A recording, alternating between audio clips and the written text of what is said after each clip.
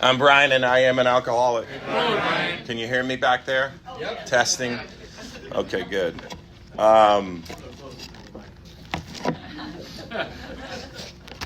My big mouth.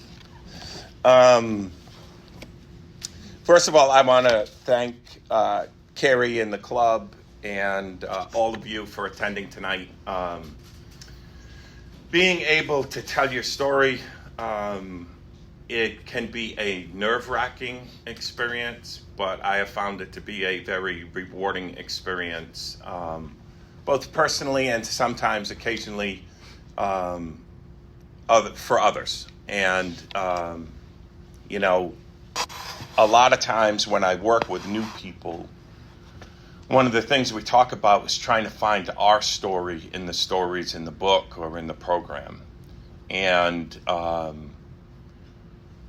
for me, for the last 9+ years, a lot of recovery has been, what is my story? Like, who am I and what did I do and why did I do it and who do I want to be and what do I want to become? That's a lot of how my program works. And, tonight, unfortunately for you, you're not going to hear a big drunk-a-log. You're going to hear a lot about how I thought and how I felt and what I did to cope with those things. And then, coming into AA and what did that mean for me and what it's like now. I have been in my life very blessed by my higher power with a lot of great people in my life. I grew up in a blue-collar town. My dad owned a mom-and-pop grocery store. And I grew up with 4 sisters, and I was the second youngest, and I was spoiled rotten. And this is where it begins. It was, having the store was a blessing and a curse. It was a blessing in that it taught me, from watching my dad and having to be down there, it taught me what hard work was and what, dedication to your job was. And it was a curse because I hated being there. I had friends that would be like, let's go down and hang out at your store. And I would be like, hell no. Why would I want to do that? He's going to put us to work. And they'd be like, your dad is so funny. And I would say, I don't get that at home, because my dad was a bit of a disciplinarian, and he needed to be a disciplinarian given the environment I grew up in. And it was a blue-collar town, but it was a tough town. There was a lot of drinking, there was a lot of drugs, and there was a lot of trouble to be found on the streets if you wanted to go looking for it. So my mom was one of 13, so there were her 6 sisters were 6 private investigators on the street. You could not do anything in my neighborhood and not get caught by my mom, my sisters, or one of my aunts. So, I learned at a very early age to be sneaky. And this is one of the skills that I carried through my life. And I say that as a joke, but in hindsight and looking at my story, I had a bunch of my mother was the second youngest, so I had a bunch of older cousins. And I found out very, very quickly in life that if you did stuff wrong and your family and friends found out about it, there were going to be ramifications, and they were going to want you to stop. So whether it was, for me it was drinking, but for some of my family members it was drinking, it was drugs, and it was other things. So I learned at a very early age that if they don't know what you're doing, they can't make you stop. So I would hide things. I would lie. I would I learned to be dishonest at a very early age. And that was part of what I found out later is really, it's a coping mechanism. It's all it is. Because you see, I was a big kid. I was always athletic. I always participated in sports. I always excelled at sports. I could be funny when I wanted to be. I could be outgoing when I wanted to be. But under it all, I was a pretty insecure, fearful, sensitive kid. And when you're 6 feet tall in the 5th grade, people don't expect you to be real sensitive or fearful. You know, they expect you. A lot of different people expect a lot of different things. And so, another thing, you know, that I learned is that my feelings and who I was really isn't necessarily what the world wanted from me, or at least I thought that. So I started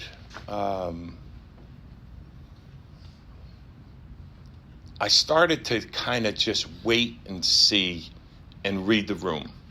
You know, there was a movie back in the 70s or early 80s. It was called The Boy in the Plastic Bubble. And there was this boy, and he had to stay in this bubble to survive. And there's a lot of my life, I felt like the boy in the plastic bubble. I would just kind of wait and see what the environment was, and then I would just kind of morph myself into what the environment was. If you wanted me to be an obnoxious jock, I could be an obnoxious jock. If you wanted me to, you know, read books and be thoughtful, I could read books and be thoughtful. I could be whatever you wanted me to be. And what I found out later in life is a lot of people would refer to that as people pleasing. So I'm fearful, I'm sensitive. I like to please people. And what I found out later is I'm a bit of a perfectionist. And I got to a point in my life where if I couldn't be the best or one of the best at something, I wasn't going to do it. I was not interested in being average. Well, you know, when you take that kind of witch's brew of emotions and feelings and you put it in an environment where, like, my friends in middle school and high school, like, if they found out anything embarrassing about you, it was going to be like middle of the cafeteria announcing which girl you liked or whatever the embarrassing thing that you were trying to hide, it was going to be out there. Well, why did you hang around with those kids? Because they were the cool kids. They were the kids I wanted. Those were the kids I wanted to be like. I wanted to naturally be able to be the guy that says, you have me confused with someone who gives a shit. You know, I wanted to just let the world, like, when I got in here, they said, we just want to wear the world like a loose garment. I'm like, yeah, that's what I was searching for. But what I didn't realize is to be able to wear the world like a loose garment, you kind of have to like yourself. You kind of have to like the person you are and what you're about and the character you have, and the world's either going to like you or they're not. Well, at the end of the day, what happened was I didn't like myself. So why were you going to like me? So I have all of these things going on. I have these emotions. I have these ideas. And I look out at the rest of the world, and the rest of the world says a man doesn't show weakness. The rest of the world says, an eye for an eye. The rest of the world says, I had a saying for a long time, show me a good loser and I'll show you a loser. I didn't really feel that way. I told myself I did. But that's what I thought people wanted to see. That's what I thought people wanted to hear.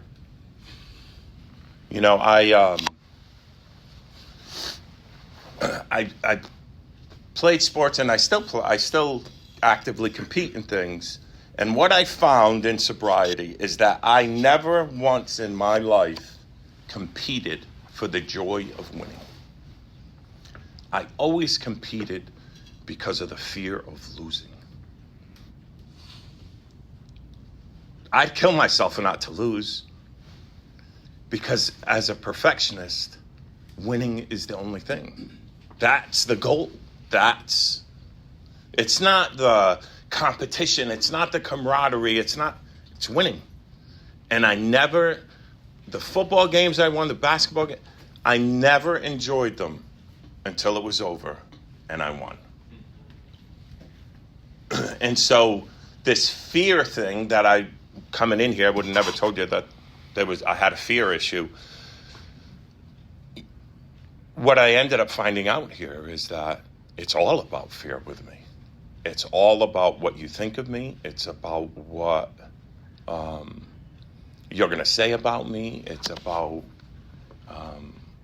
how I present myself. So, I have these things, and you say, okay, how does a person with that stuff going on survive in the world? And I would give you two ways. One, develop a very large ego, which I did. And the second way was alcohol. I hung around with, and I had cousins who were legitimate tough guys. I mean, they were, excuse my French, some of them badasses. And I always wanted to be like them. But I never felt like them until I had my first drink. And it was glorious. All of the little voices in my head, all the little fears, all the little doubts, they all went away. And of course, the first time I drank, I threw up. And of course, the first thing I said afterwards was, we are going to do this again. I was 12 years old the first time I drank, and it would really be years before I became a daily drinker.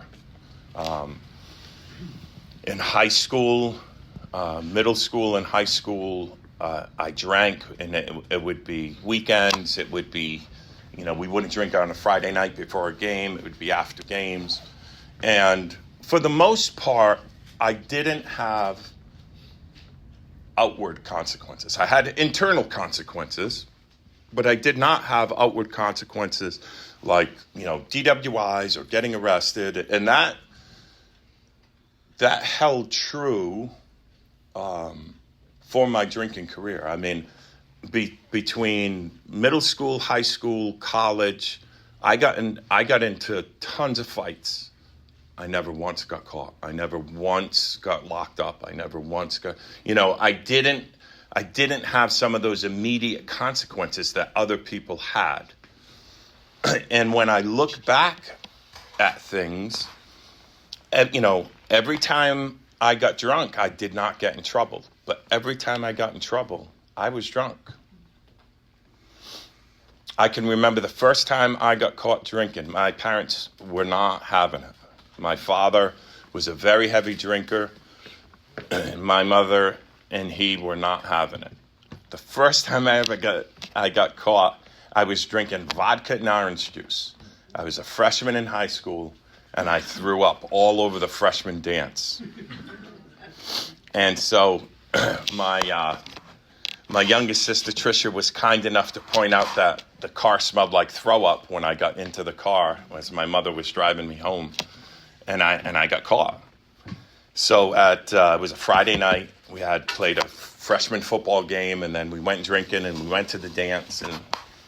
And my father's way of dealing with that is at 7 o'clock, then Saturday morning, the phone rang. And he called me down to the store, and I went down to the store, and he said, "What'd you drink?" And I said, 2 beers.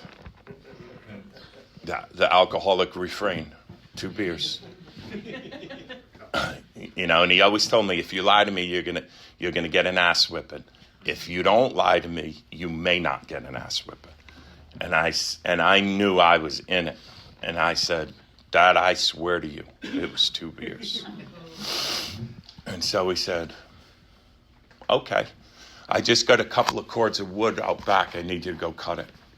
I'm like, "I feel really bad." He said, "I don't give a shit." How I did not cut off my foot that day. But, that was a situation where, I probably should have learned something because I was miserable. There's nothing worse than having a big head and having a chainsaw running on you for about 8 hours. And then, once I had it cut to length, it was, start splitting it.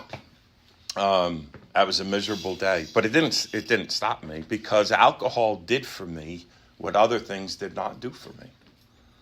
It quieted all of the voices. It quieted all of the emotions and the feelings, and it was a coping mechanism, just like my ego was, right? I built up my ego for the sole purpose of when I feel you did not behave as you were supposed to, if I treat you poorly, you deserve it.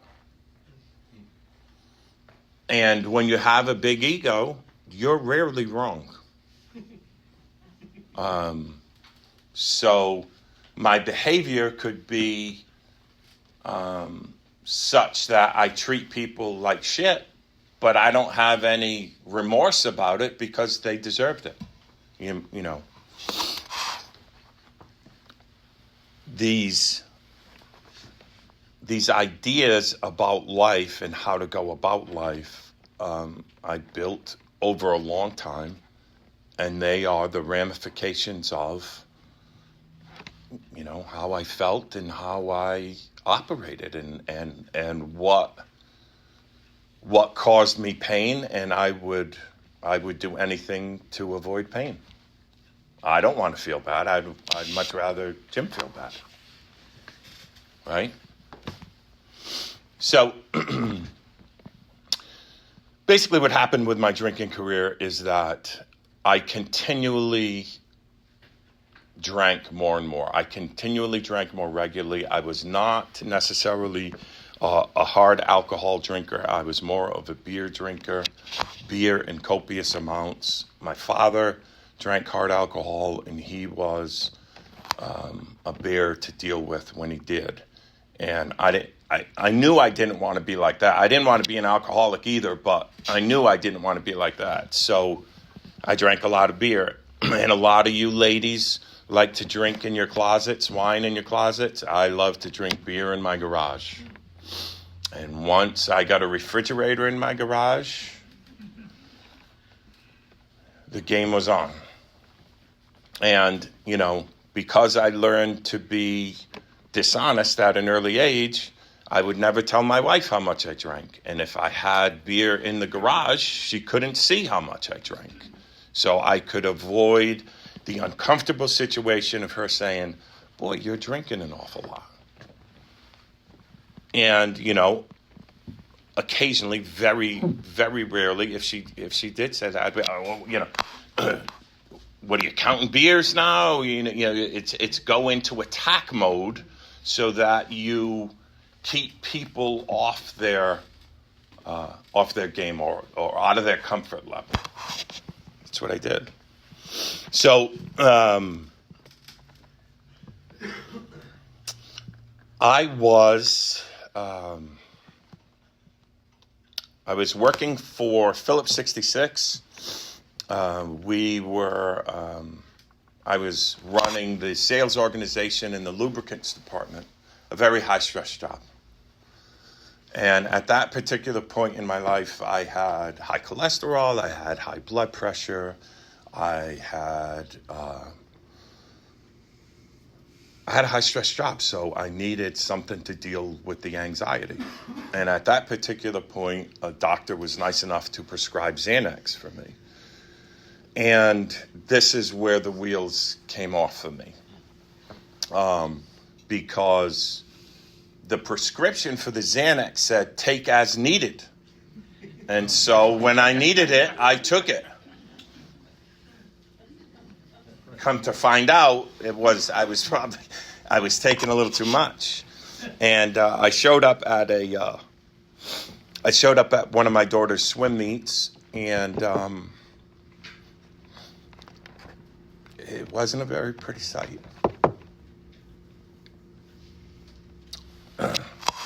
So I had a conversation with my wife, and I called one of my buddies who is in the program, and the following day I went to rehab. And that was the best thing that has ever happened to me. Not necessarily that I learned anything in rehab, learned anything about recovery or the program of Alcoholics Anonymous in rehab, but it just gave me a 30-day respite to look at where my life had gotten to and to say, I don't want to live like this anymore. You know, I talked about that ego. The first outside AA meeting I went to was at the Rose Rich Club. And we had a 15-passenger white van. And I had been in rehab for about a week, fresh out of detox. So I know my shit now. I mean, I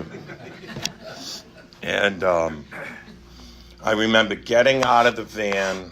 I'm one of the last people out of the van, and I'm looking at the Rose Rich Club, and and I thought to myself, how does a nice guy like me end up in a place like this? You know, that ego is like a weed. It just comes back. You can cut it, and it just grows back.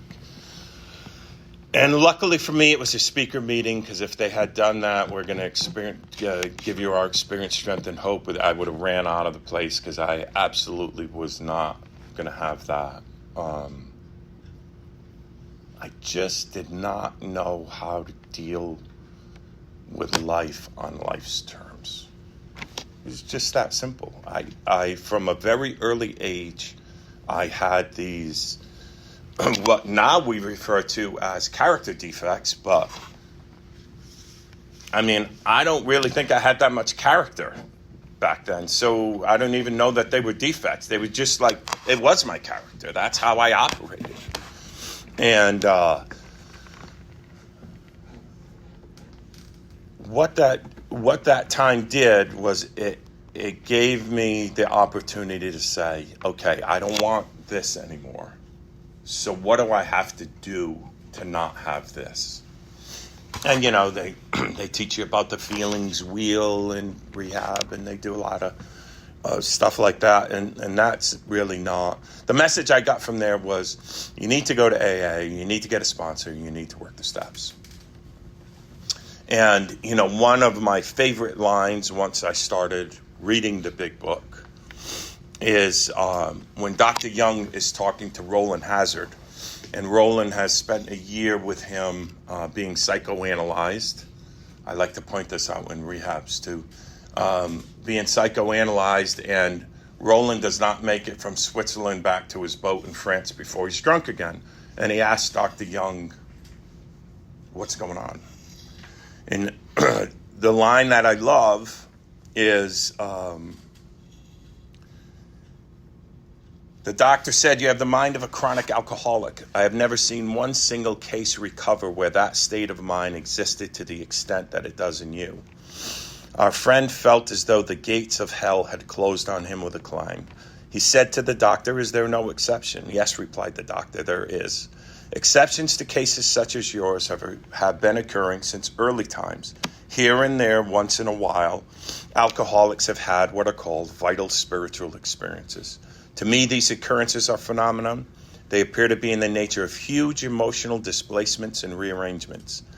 Ideas, emotions, and attitudes, which were once the guiding forces of the lives of these men, are suddenly cast to one side, and a completely new set of conceptions and motives begin to dominate them." To me, that is the program of recovery. All of these ideas and emotions and attitudes that I had developed over 46 years, some of them were salvageable, but many of them had to be removed, and many of them had to. Many of the natural instincts just needed to be brought in line with what many would consider normal, right? So I did get a sponsor. I did work the steps. I have been sober for a little over 9 years, and I really I've never really had a situation where I would say I was really close to drinking that day. Thank God.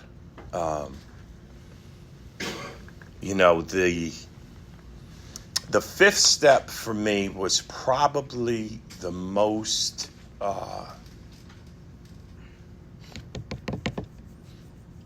revolutionary, life-changing steps of all the steps. Well, why?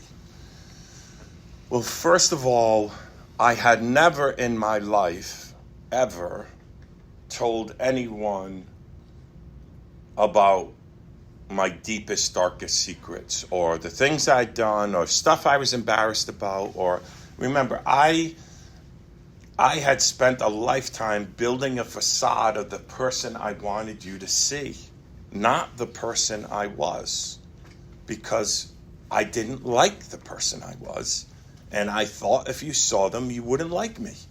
So why would I ever let you see the real me?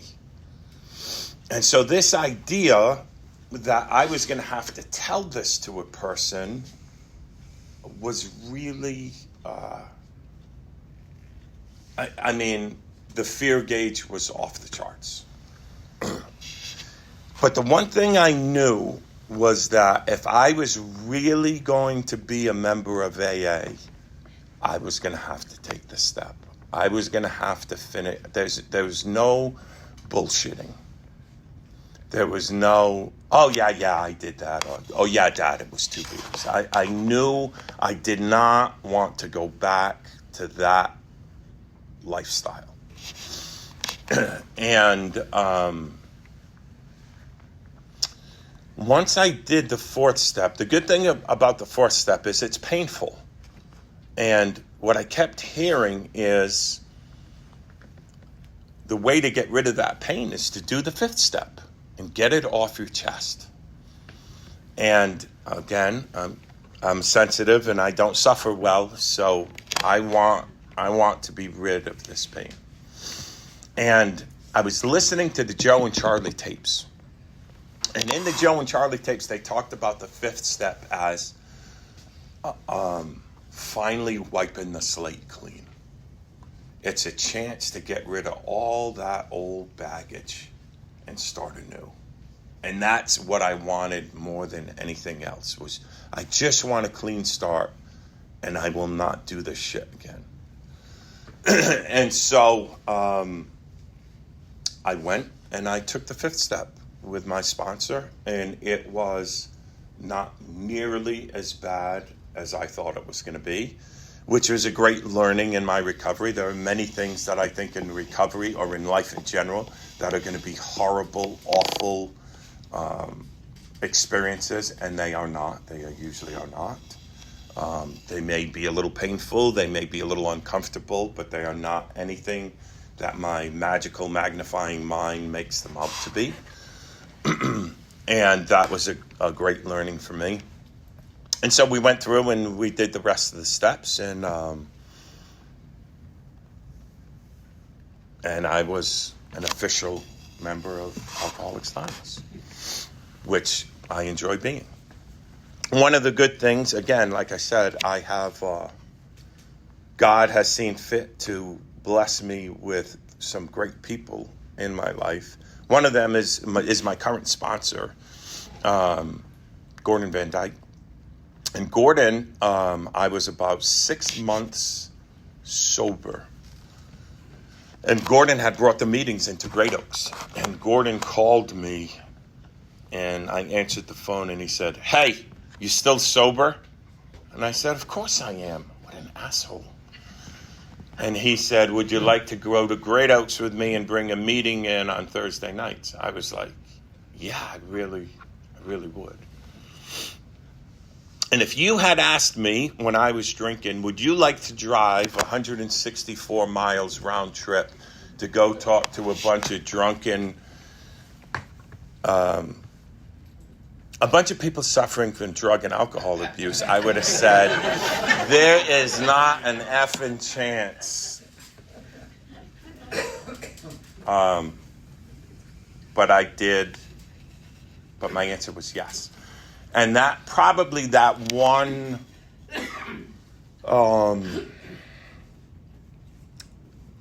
experience has been a huge part of my recovery, because Gordon makes me lead the damn meeting every Thursday. And, I used to because I'm a bit of a perfectionist still, so I used to prepare and write down what the topic was going to be. And then I realized it's like AA anywhere else. They just talk about whatever they want to talk about. So you can come up with a topic, but it's just they're going to tell you what they want to tell you. And, but it is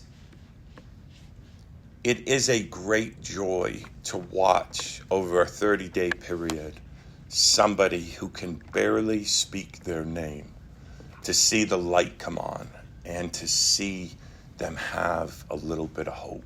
I thought coming to AA was the end of fun for me.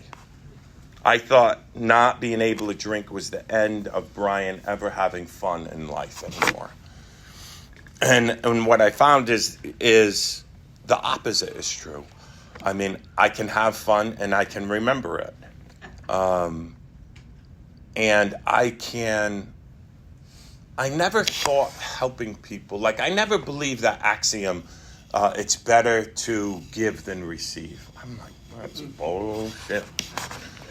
But I found that it is better to give than receive. To be able to see, I feel better watching the light come on in some of those people than I do with my own program, right? And being an egomaniac, that's probably a good thing for me.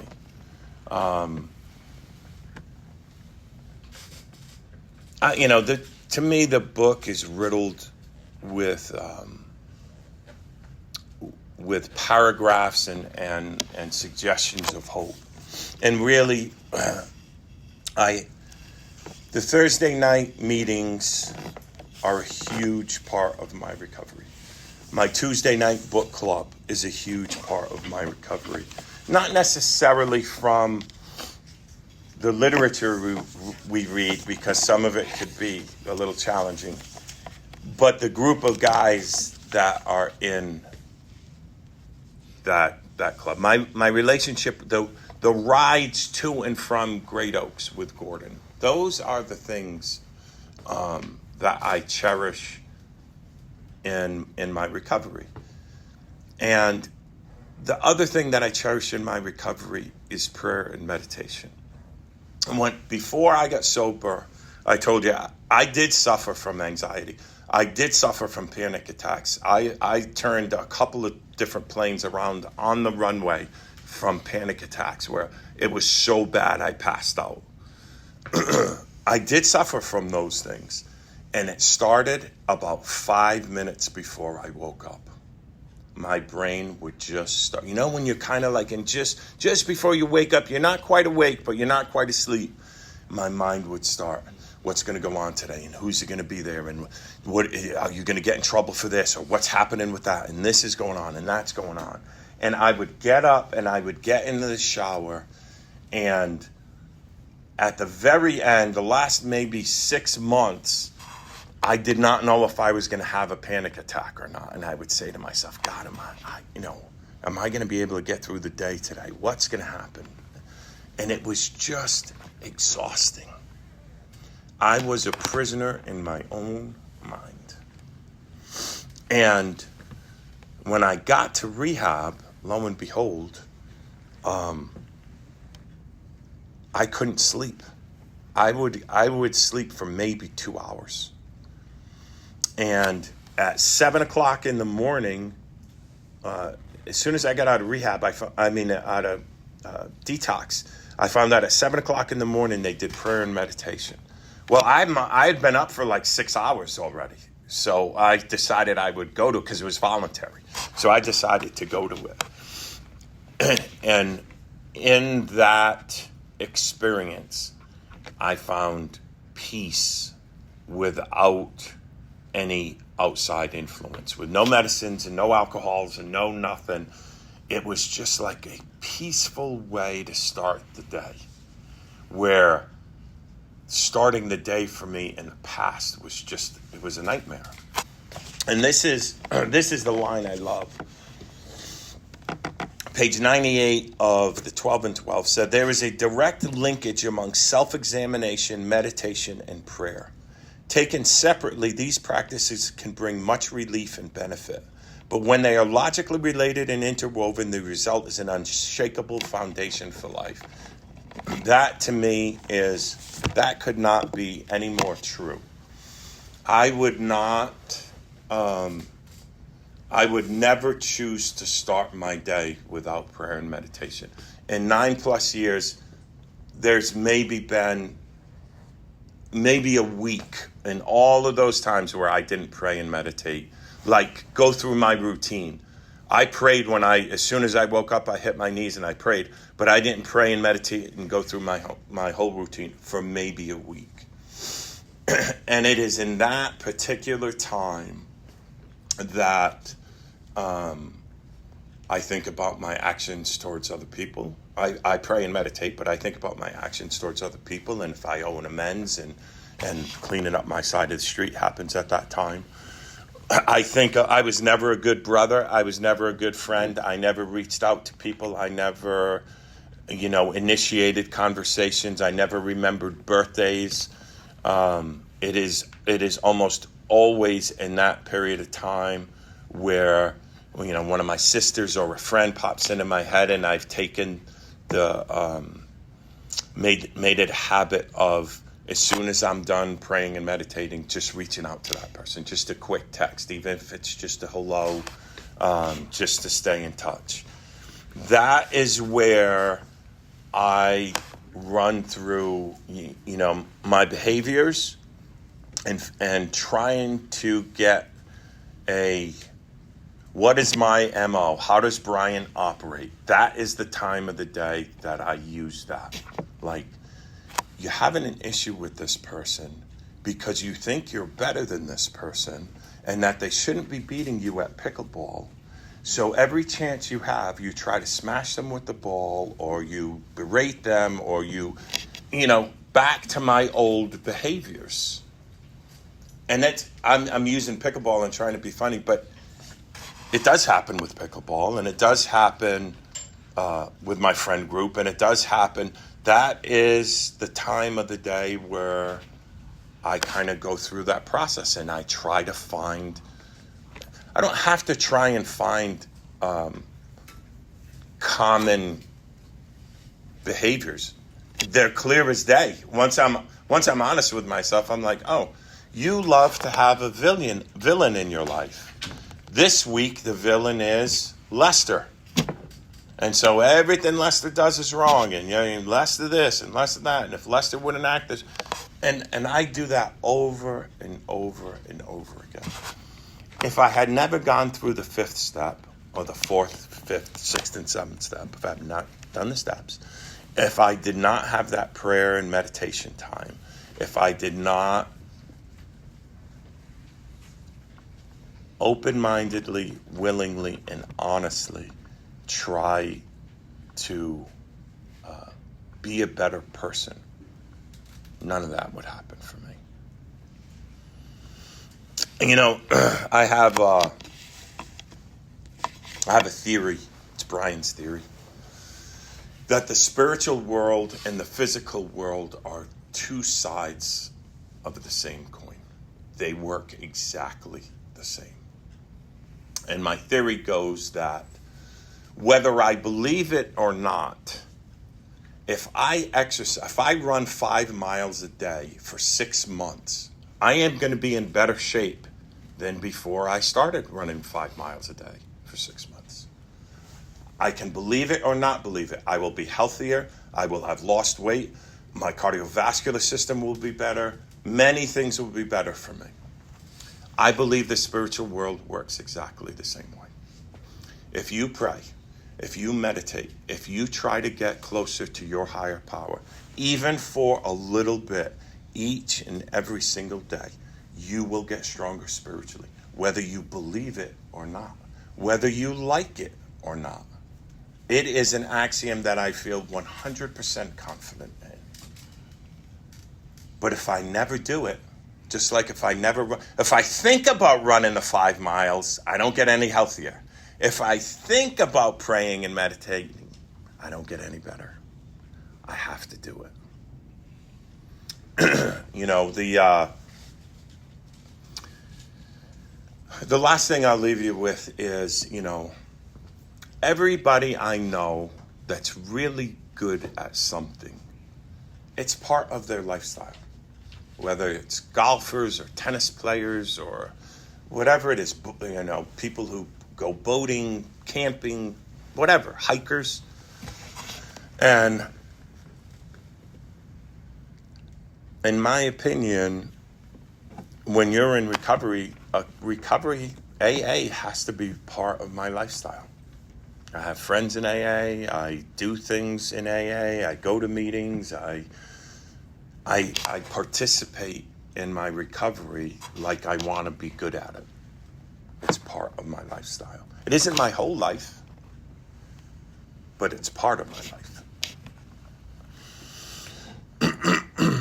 You know, my opinion is that God puts us on this earth and he gives us free will. And he waits to see what we're going to do with that.